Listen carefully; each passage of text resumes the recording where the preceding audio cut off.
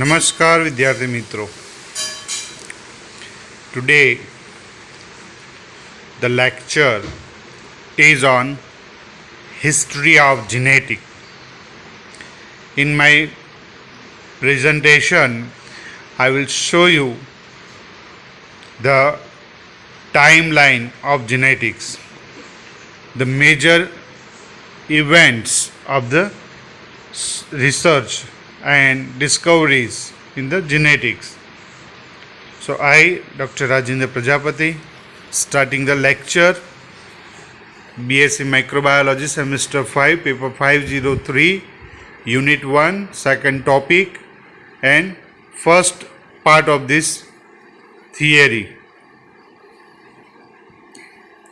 On the screen you are watching, there is a major event of discoveries in the field of genetics. See the first one, the Mendel, who is known as the father of genetics in 1865.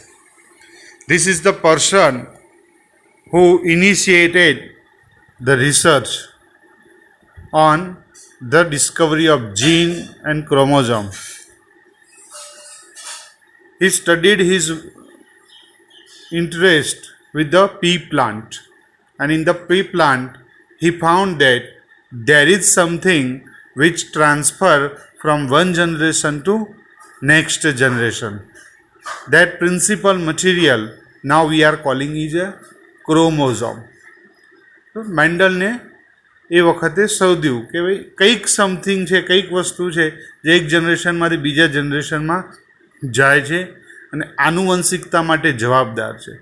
મેન્ડલે ક્યારેય રંગસૂત્રો જોયા નહોતા, પણ એ કંઈક છે, એ કંઈક principal છે, કોઈક મુખ્ય વસ્તુ છે એવું એને કહેલું. In 1869, Mescher first identified the DNA, ન્યુક્લિન. તો કોષ કેન્દ્ર હોય છે અને કોષ કેન્દ્રની અંદર રંગસૂત્રો હોય છે એવું મિશ્ચરે 1869 Miescher first identified the nuclein. Then two scientists, Sutton and Bowry, proposed the chromosome theory of heredity. પછી 1900ની સાલની અંદર 1902 these two scientists proposed the theory of chromosome heredity.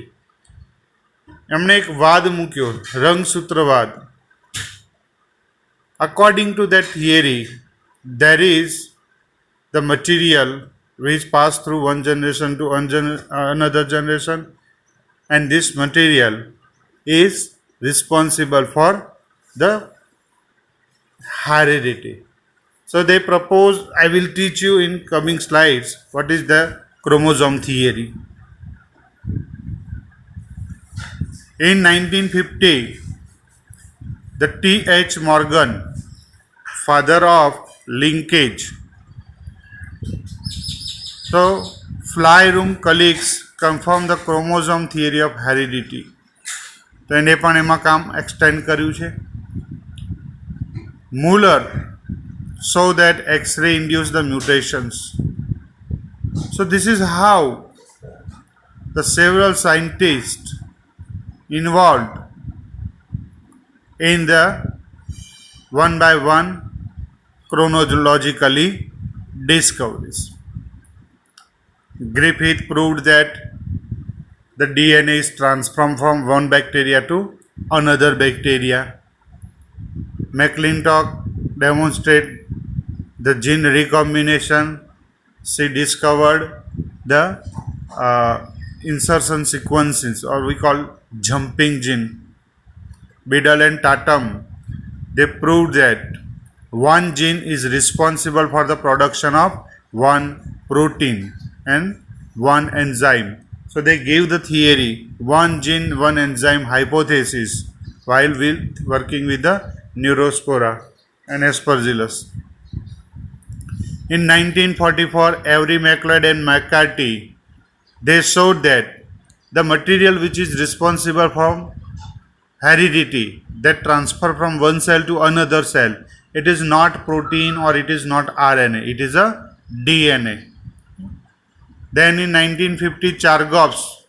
So according to the Chargaff's law, the number of A, they are equal to T, and number of C are equal to G. That is called Chargaff's law, and that gave the good contribution in the finding out of the double helix structure of the DNA.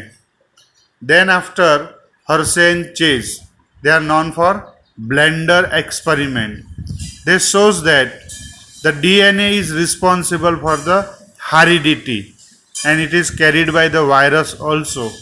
In the blender experiment, this shows that the DNA is present in the virus and it is transformed through the virus. In 1953, Watson and Crick proposed the double helix structure, and in 1961, Jacob and Monod proposed the existence of mRNA. So we know that DNA convert to mRNA. DNA માંથી શું બને છે mRNA.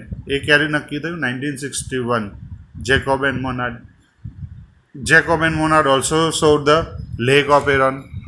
So whole lecture, this presentation is filled up of such information.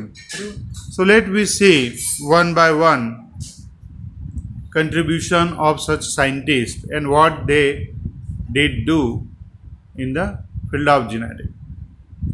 So always the biology started with the name of Aristotle. એરિસ્ટોટલના જમાનાથી હંમેશા બાયોલોજીની વાતો આપણે શરૂ કરીએ છીએ. BC 384 to 322, ઈસુના જન્મ પહેલાં, બિફોર ક્રાઇસ્ટ, 384 થી 322નો જે સમય છે, Aristotle. Aristotle was a great philosopher in that era, and he believed that all animal and plant complicated are constituted of few elements which are repeated in each of them. એરિસ્ટોટલે એ જમાનામાં કહ્યું હતું કે બધા જીવો જે છે કોઈ એક ચોક્કસ પ્રકારની વસ્તુમાંથી બને છે અને એ જે છે બધામાં મળી આવે છે. That is known as a cell nowadays. આજે આપણે એને કોષ કહીએ છીએ.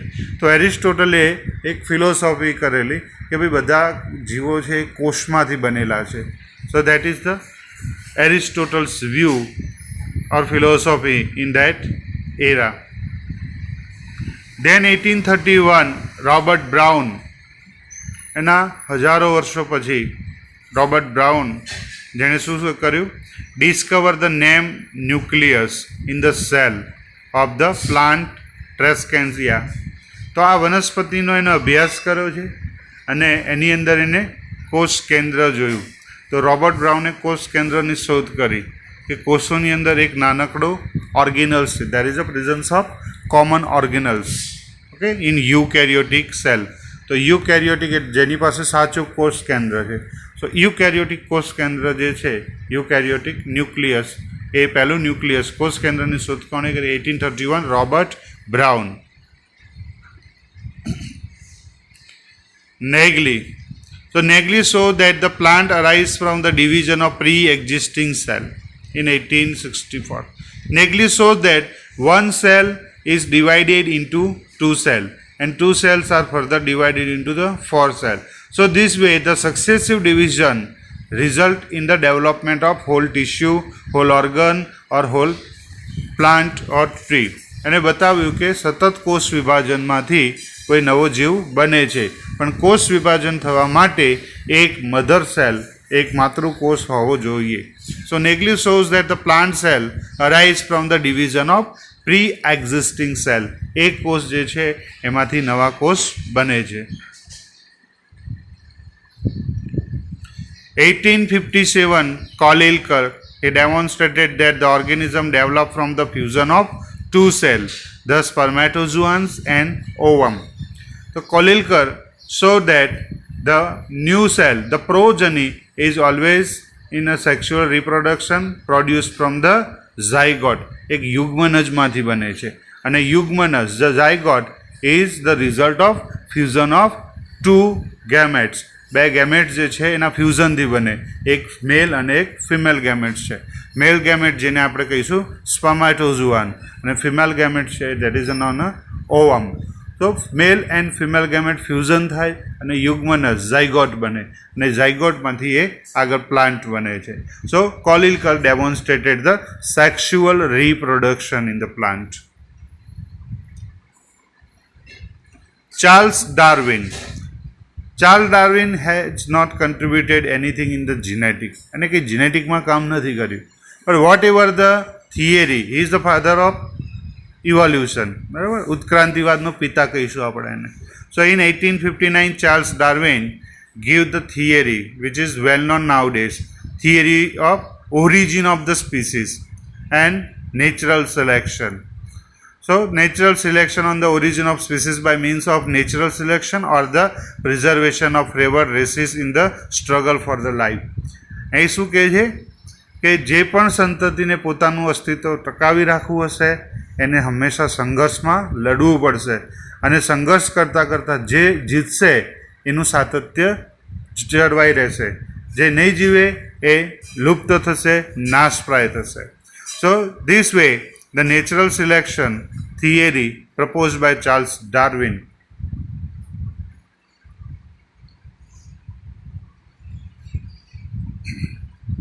Father of genetics, I would like to say classical genetics. તો જેને જેનેટિક્સનો પાયો નાખ્યો છે Gregor zone Mendel. I will discuss one separate lecture who was Mendel and what was his contribution in the genetic. આનું એક અલગથી લેક્ચર લઈશું.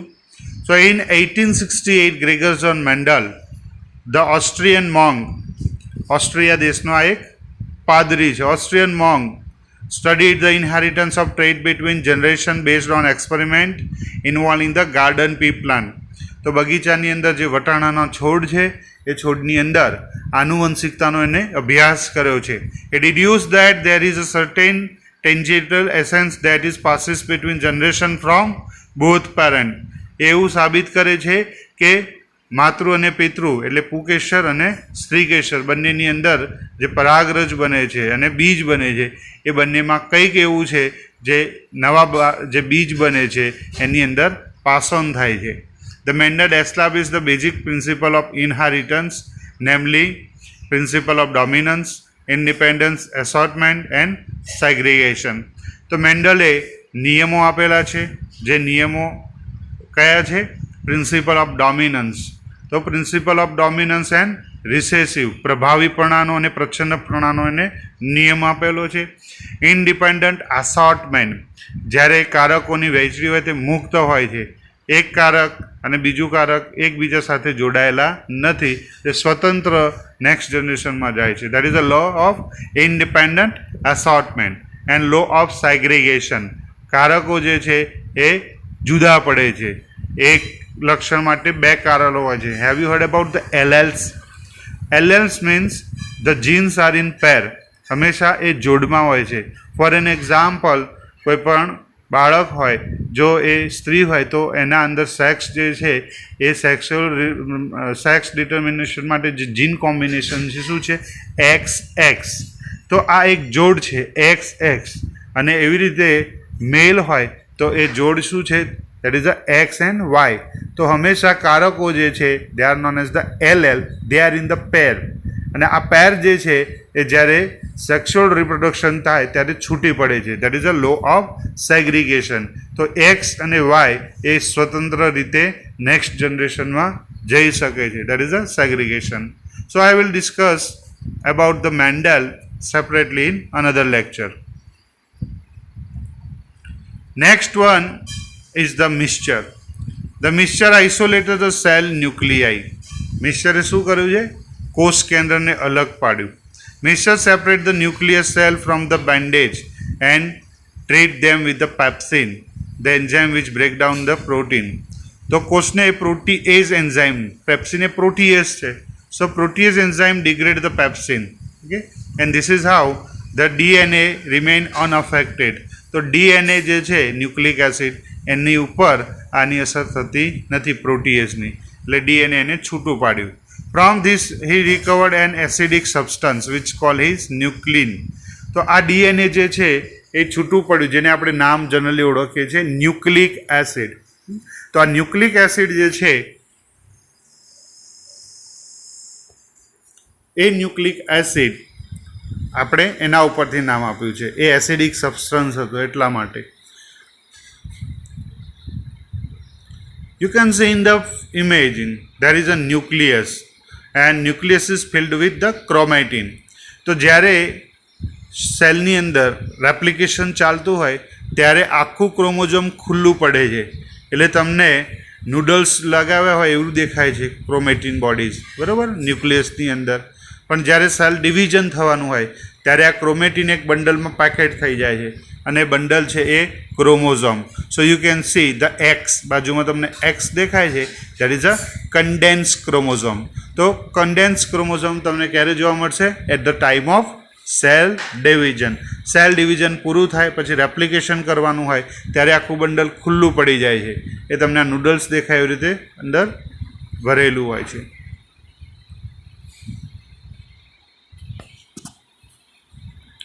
Next one is the Fleming. Fleming coined the term chromatin from the chromosomal meshwork. તો અહીંયા હું જે નૂડલ્સની વાત કરું છું એ નૂડલ્સનો એક તાંતળો જે છે ડીએનએનો, એ તાંતળો છે એને શું કહીશું? Chromatin, the filament. Okay, so this filament is known as the chromatin. Chromatin નામ કોને આપ્યું છે? ફ્લેમિંગ, 1879.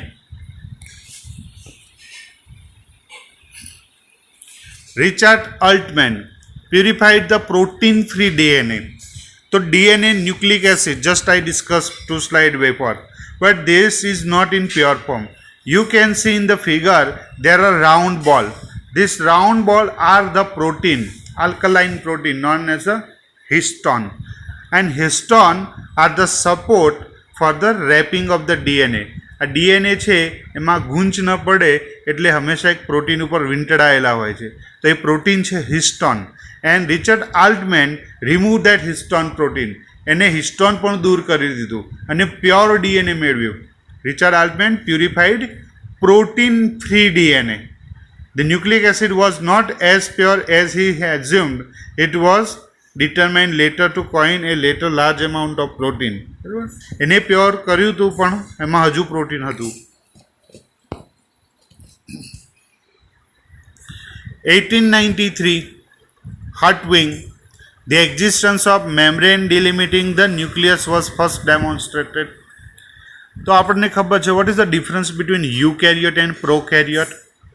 તો યુ એટલે સાચું, ટ્રુ, એન્ડ કેરિયોન મીન્સ ન્યુક્લિયસ. સો યુકેરિયોટની અંદર એક ખાસિયત શું હોય છે? એની પાસે કોષ કેન્દ્ર દિવાલ હોય છે. Nucleus is covered with a membrane, કોષ કેન્દ્ર દિવાલ. તો કોષ કેન્દ્ર દિવાલની જે શોધ છે કોને કરી છે? Hertwig. The existence of membrane delimiting the nucleus. તો ન્યુક્લિયસ છે આખા કોષમાં પથરાયેલું નથી હોતું, એ એક જગ્યાએ કવર થયેલું હોય છે. તો જે કવર કરે છે કવરને કહીશું આપણે કોષ કેન્દ્ર દિવાલ, nucleus membrane or nuclear membrane. તો that is discovered by this fellow. Timeline genetics, in that we see the Garrod. So this Garrod discovered the genetic disorder.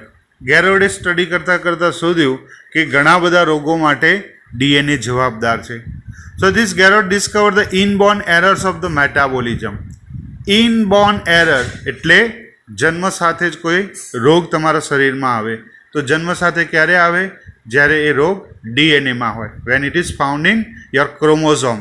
So anything which is present in abnormality in a genetic, it is known as the mutation.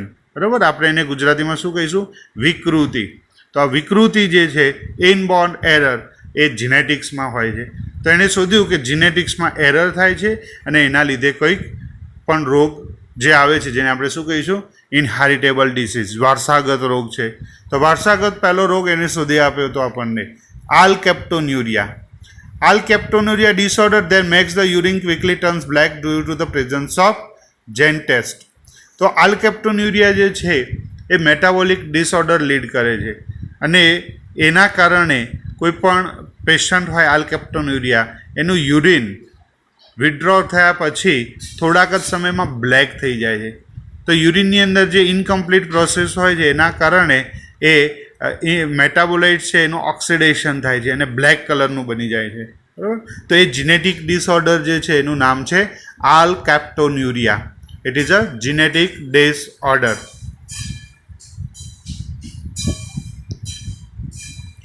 Walter Sutton and Theodore Bowry, they earned the name in the development of chromosome theory. આ બંને સાયન્ટિસ્ટે શું બનાવ્યું? Chromosome theory. So with their research they were done independent of each other. આ બંને પોતપોતાની રીતે સ્વતંત્ર research કર્યું હતું. And published in the year of 2002 and 2004. Bowry was studying C. urine when found that chromosome in the C. uracins had to be present for proper embryonic development to take the place. બરાબર.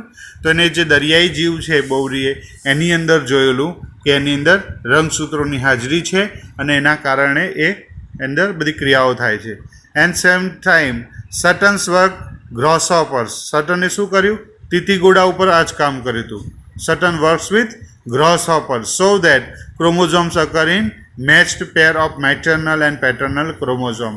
તો એને બતાવ્યું કે માતૃકોષ અને પિતૃકોષના રંગસૂત્રો જે છે એ એની ઓફસ્પ્રિંગની અંદર જુદા પડતા હોય છે. તો અર્ધીકરણની પ્રોસેસની અંદર આ રંગસૂત્રો છે એ ટ્રાન્સફર થતા હોય છે અને અડધા થતા હોય છે અને મિયોસિસ જે છે એમાં આપણને અર્ધીકરણની પ્રોસેસમાં આ બધું જોવા મળે છે. He conclude that the physical base of the Mendelian law of the heredity. તો આને સાબિત કર્યું કે મેન્ડલ જે કારકોની વાત કરતો હતો, તો પ્રિન્સિપલ, તો એ જે કારકો છે એ આ રંગસૂત્રો છે. તો મેન્ડલની જે કલ્પના હતી એને અહીંયા સાયન્ટિફિક એને સપોર્ટ કરે છે. Okay, so Walter Sutton and Theodor બોવરી.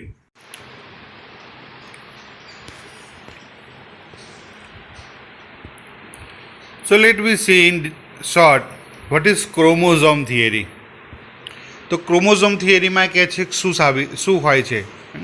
So the first in the chromosome theories chromosomes contain genetic material. એ શું કહે છે? ક્રોમોઝોમ જેનેટિક મટીરિયલ ધરાવે છે. Chromosome contain genetic material. Second, chromosomes are replicated and pass along from parents to offspring. Chromosome થિયરીમાં બીજી વાત શું કહે છે? Chromosomes are રેપ્લિકેટેડ.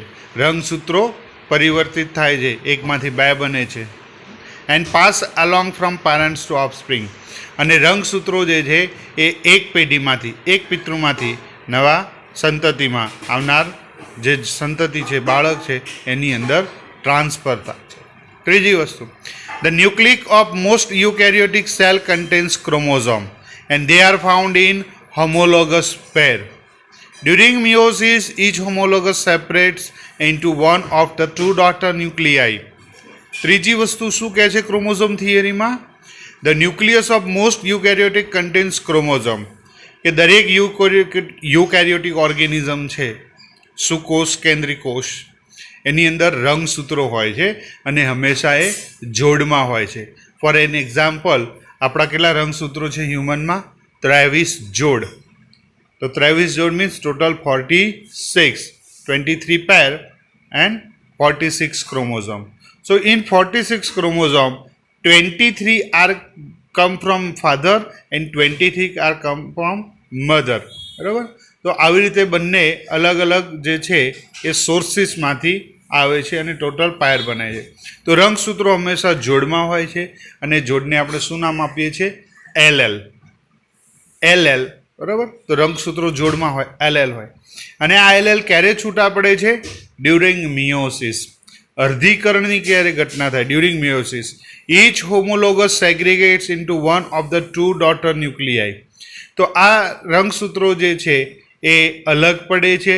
Four an example, કોઈ પિતા જે છે તો એનામાંથી સેક્સ જે જીન છે એમાંથી બે રંગસૂત્રો LL છે, એક X અને એક Y છે, તો એ મુક્ત થશે. અને એ જ્યારે સ્પર્મ ડેવલપમેન્ટ થાય ત્યારે એ સ્પર્મની અંદર કાં તો X હશે કાં તો Y હશે. જો Y સ્પર્મ હોય છે એનું ફ્યુઝન થાય તો પ્રોજની જે છે એ મેલ આવશે અને X સ્પર્મવાળું ફ્યુઝનમાં પાર્ટ લેશે તો જે પ્રોજની છે એ ફિમેલ આવશે. આમ એક્સ અને વાય એ બંને સ્વતંત્ર રીતે સેપરેટલી છૂટા પડે છે. તો આ મેન્ડલે નિયમ આપ્યો. તો આ સાબિત આમને કર્યું કે બે રંગસૂત્રો હોય છે એ અલગ પડી જાય. ક્યારે? At the time of miosis, અર્ધીકરણ વખતે. ચોથું વાત, theory of this chromosome. During the formation of gametes, different types of non-homologous chromosomes segregate independently. તો આ મેન્ડેલનો નિયમ આવ્યો કે ડ્યુરિંગ ફોર્મેશન ઓફ ગેમેટ, જ્યારે બીજ બનતા હોય છે, પરાગરજ બને, પછી અંડકોષ બનતો હોય કે સ્પર્મ બનતો હોય, ઓવમ બનતું હોય, તો આ બધા કેસની અંદર જે એક કોષી હોય છે એન રંગસૂત્રો, એક કોષી રંગસૂત્રો, એન એટલે એક રંગસૂત્ર ધરાવતા, તો આ એક રંગસૂત્ર જે છે એની સાથે પાર્ટનરમાં કોણ હતું એના ઉપર આધાર રાખતું નથી. એ એક્સ પણ આવી શકે છે અને વાય પણ આવી શકે છે. સો ક્રોમોગ્રામ સેગ્રીગેટ ઇન્ડિપેન્ડન્ટલી. તો આવી રીતે એ કારકોની મુક્ત વહેંચણીનો જે નિયમ છે એની અંદર સાબિત થાય છે.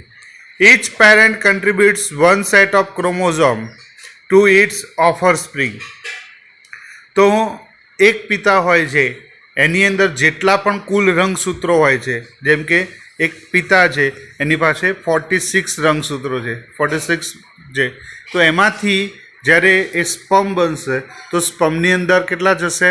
માત્ર 23, ઓનલી 23. અને એવી રીતે મધરમાં 46 છે, એમાંથી 23 મધરમાંથી આવશે. તો 23 મધર હેપ્લોઇડ અને ફાધર 23 હેપ્લોઇડ. આનું જ્યારે ફ્યુઝન થાય એટલે ફરી પાછી 23 + 23 = 23 પેર બનશે. કુલ 46 રંગસૂત્રો અને 23 બંનેમાંથી ભેગા થશે. તો આવી રીતે રંગસૂત્રો જે છે એ ટોટલ 46 પાછા 2n ડિપ્લોઇડ બની જશે, 2 જોડ બની જશે. તો આ વાત એમને ક્રોમોઝોમ થિયરીમાં કહે છે કે each parent contribute one set. એક 23ની જોડ પિતામાંથી આવે, એક 23ની જોડ માતામાંથી આવે, અને 23 + 23 = 23ની જોડ આખું પૂરું થાય. Each carries a full complement of the gene. આ હંમેશા જે જોડ હોય છે એ જોડમાં બંને રંગસૂત્રો ઉપર સરખા જનીનો આવેલા હોય છે. એક જનીન પિતામાંથી હોય છે અને બીજું માતામાંથી હોય છે. તો આ બંનેમાંથી એ જનીન પ્રસ્તુત થશે જે પ્રભાવી છે, ડોમિનન્ટ છે, બરાબર. તો જનીનો જે છે એ જોડમાં હોય છે, એલએલ, અને એલએલમાં 2 પ્રભાવી હોય, 2 પ્રચ્છન્ન હોય, એક પ્રભાવી અને બીજું પ્રચ્છન્ન. One is dominant, second is recessive, both are dominant, both are recessive. Okay, તો આ મેં તમને શોર્ટમાં શું સમજાવ્યું?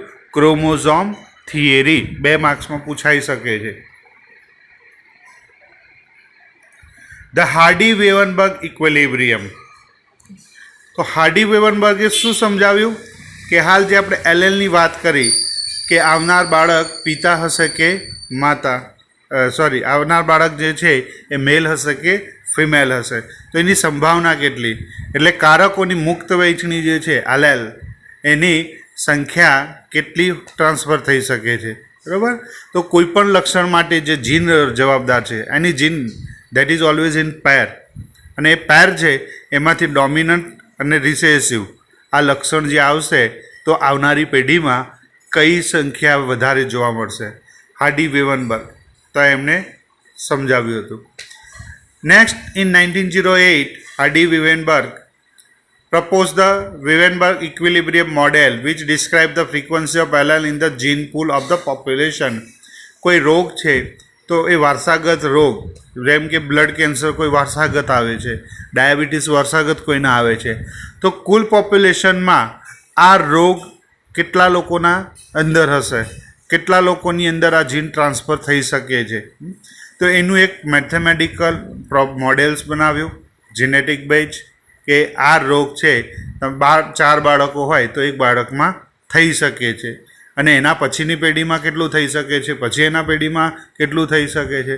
તો કોઈ પણ જીનેટિક ડિસઓર્ડર નેક્સ્ટ જનરેશનમાં કેટલું અસરકારક રહેશે આનું કેલ્ક્યુલેશન આપ્યું એને, બરાબર. પોપ્યુલેશનની અંદર જીન પુલ ને અંદર આ જે ડિફેક્ટિવ જીન છે એ કેટલી પેઢીઓ સુધી કેટલી સ્પીડે જઈ શકે છે એનું કેલ્ક્યુલેશન કરી શકાય. T.H. Morgan. So he earned the name similar to the Mendel. મેન્ડેલના જેટલું જ નામ આને પણ કમાવ્યું છે. T.H. Morgan, it is known as the father of linkage and he saw the non-Mendelian mechanism. Mendeley કેવું બતાવ્યું કે કારકો જે છે એની અંદર મુક્ત વહેંચણી થતી હોય છે અને નેક્સ્ટ જનરેશનની અંદર પ્રભાવી જીન અને પ્રચ્છન્ન જીનનો જે રેશિયો છે 1:2:1 જે સેકન્ડ યુનિટમાં તમને સમજાવવામાં આવશે. તો મેન્ડલે જે બતાવ્યું એના કરતાં આનું એનાલિસિસ જુદું હતું. Genes are always linked with each other. એક જનીન અને બીજું જનીન જો પરસ્પર હોય તો એક જનીનના લક્ષણના સાથે એની સાથે જોડાયેલા જીનનું લક્ષણ આવી જ જાય. તો આ જે ફ્રીક્વન્સી છે this is a tendency to remain attached. એક જીનની સાથે બીજું આવે એ બંને એક સાથે આવે એની જે ટેન્ડન્સી જે છે એને લિંકેજ કહેવાય છે. એક વસ્તુ સાથે બીજું લિંક છે, બીજી સાથે ત્રીજું લિંક છે. તો કેમ લિંક છે? તો જ્યારે જીન ટ્રાન્સફર થતું હોય ત્યારે એક ડીએનએની સાથે બીજું ડીએનએ જતું રહે છે નજીક. તો જેટલા ડીએનએ એકબીજા સાથે નજીક હોય છે એ જે લક્ષણો છે એ પણ આવી જાય છે. સો આ લિંકેજનો આખો 4th યુનિટ છે. In the paper 503 there is a whole unit. So we will discuss in detail what is linkage. Okay. So for this study the T.H. Morgan used Drosophila melanogaster. Drosophila melanogaster you can say both one male and female Drosophila. તો બંને ઉપર એને genetic study કર્યો, sex link trades ઉપર study કર્યો, એની આંખો, એની પાંખો, બરાબર, આના કલર, એની સાઇઝ, આ બધા એક્સપેરિમેન્ટ કર્યા. જેમ વટાણા ઉપર મેન્ડેલે કર્યા છે એમ ડ્રોસોફિલા. તો આનું જે આખું સ્ટડી છે એને મોર્ગેનિયન જેનેટિક્સ પણ કહે છે, મોર્ગન જેનેટિક્સ પણ કહે છે. તો એનો એક સ્ટુડન્ટ હતો મોર્ગનનો, એ આપણને જેનેટિક મેપ આપશે. So what is the importance of the linkage? લિંકેજના આધારે આપણે જીન મેપિંગ પણ કરી શકીએ છીએ. See all the traits, જેમ વટાણાના એક્સપેરિમેન્ટ હતા એમ મ્યુટેશન અને વાઇલ્ડ ટાઈપ આ બંનેનો કયું જીન રિસ્પોન્સિબલ છે, ડીએનએ ઉપર ક્રોમોઝોમ ઉપર કયા લોકેશન ઉપર કયું જીન છે, એ આની સફળતા મળી લિંકેજથી. કે લિંકેજથી ખબર પડી કે આ જીન આ પોર્શન ઉપર છે, આ જીન આ પોર્શન ઉપર છે, આ જીન આ પોર્શન ઉપર છે. તો this help to develop the genetic map. તો કોઈ પણ રંગસૂત્રમાં કયું જીન કયા લોકેશન ઉપર આવેલું છે, ફિઝિકલ લોકેશન, એ જાણવા આપણને આની મદદથી મળે છે, લિંકેજની મદદથી. Alfred Stuart worth, one of the Morgan student. તો મોર્ગનના સ્ટુડન્ટ જે છે એણે વર્લ્ડ્સ ફર્સ્ટ ક્રોમોઝોમ મેપ બનાવ્યો. ક્રોમોઝોમ મેપ એટલે નીચે તમે દેખી શકો છો ફોટો, 46 રંગસૂત્રો છે, 23 જોડ, બરાબર. તો 23 જોડ રંગસૂત્રોમાં એક નાનું અને મોટું તમે દેખી શકો છો, એક્સ અને Y.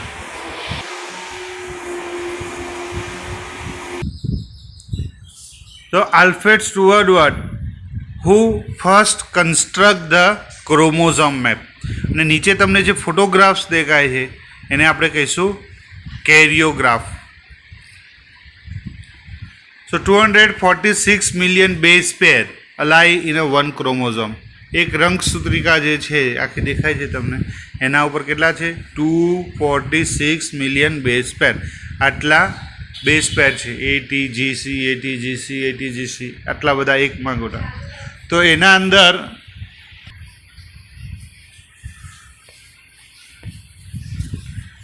so you can see the whole map.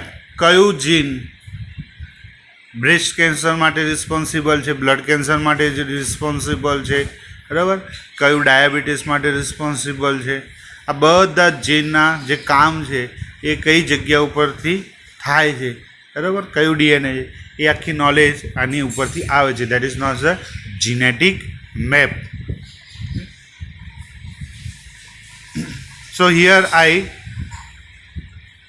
stop the first part of this session.